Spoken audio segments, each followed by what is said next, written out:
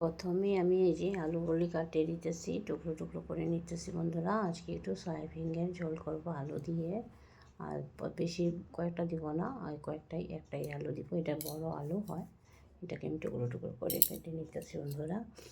কেটে নিলাম, কেটে নিয়ে জলে রেখে দিলাম।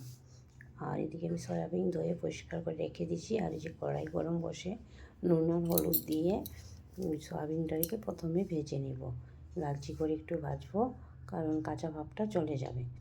এদিকে দেখো আমি ভেজে নিতেছি একটু। কড়াইটা ভালো করে গরম হয়ে গেলে মানে তলায় লাগে না। সয়াবিনটা যখন রান্না করতে হয় না, অনেক ভালো টিকে এটাকে গরম করতে হয়। ভালো গরম করে যে ভালো টিকে আমি নেড়ে চেড়ে দিয়ে সয়াবিনটা আমার ভাজা হয়ে গেল বন্ধুরা। এটা আমি তুলে দেব। তুলে নিয়ে এদিকে মশলাগুলো রেডি করবো। এই যে একটু দই দিয়েছিলাম, আর এখানে হলুদ দিয়ে জিরা গুঁড়ো, ধনিয়া গুঁড়ো, মরিচের গুঁড়ো এইসব দিয়ে ভালো থেকে এটাকে মিক্স করে নেব। এই যে একটা মশলা একটা রেডি করে দিলাম, কারণ নিরামিষ করতেছি, এইভাবে করব। এটা দিয়ে ভালো থেকে এটাকে এখন মিক্স করে নেব, যাতে দইটা যাতে ফেটে না যায়। এটা হয়ে গেল। আর এদিকে আমি আবার আলু ভাজা বসাই দিলাম, নুন আর হলুদ দিয়ে এটাকে ভালো থেকে একটু লালচি লালচি করে ভাজবো।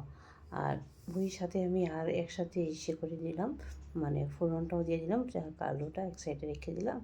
আর জিরা ধনিয়া আর শুকনো লঙ্কা তেজপাতা দিয়ে এটাকে আমি এখন ফোড়ন দিয়ে দিলাম, একসাথে দিয়ে দিলাম বন্ধুরা। আর গোটা মশলাও দিয়ে দিলাম, গরম মশলা।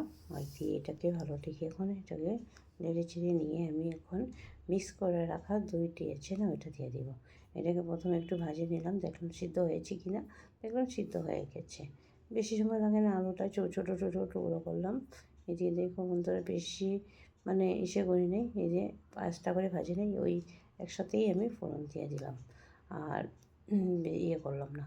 এদিকে দেখো আমি মিক্স করলাম রাখা ছিল দইয়ের আর আমি মশলাটা দিয়ে দিলাম। মশলাটা দিয়ে এটাকে ভালো থেকে এখন কষায় নেব। এদিকে দেখো এটা কষায় নিতেছি। আর একটু জলটা মানে বেশি হয়ে গেল, তো আগুনটা একটু তেজ করে দিয়ে দিলাম। একটু জল দিয়ে দিলাম যাতে এটা ভালো থেকে দইটা যাতে ফাটে না, তার জন্য এটা ভালো থেকে এটাকে করে নেব। এই যে দেখো আমার কষানোটা হয়ে গেলো। আমি এখন সয়াবিনটা দিয়ে দিলাম। সয়াবিনটা তো সিদ্ধ হয়ে গেছে, বেশি সময় লাগে নাই। আর এদিকে দেখো কষানোটা আমার হয়ে গেলো। অনেক শুকায় গেলে যে পুরো কষানোটা হয়ে গেছে, ভালো থেকে কষাই নিলাম, কারণ দইয়ের সেটা আর কি চলে যাবে। তবে আমি আবার এটাকে এখন ঝোলটা দিয়ে দেব। ঝোলটা দিয়ে দিলাম, এই যে এতটুকু দিলাম, বেশি দেবো না। এটা ঢাকা দিয়ে করব যাতে সব কিছু সিদ্ধ হয়ে যায়। এইদিকে দেখো বন্ধুরা, আমার রান্নাটা হয়ে গেল। আজকে আমার রান্নাটা আজকের মধ্যে এতটুকু রইল। Tata, bye bye.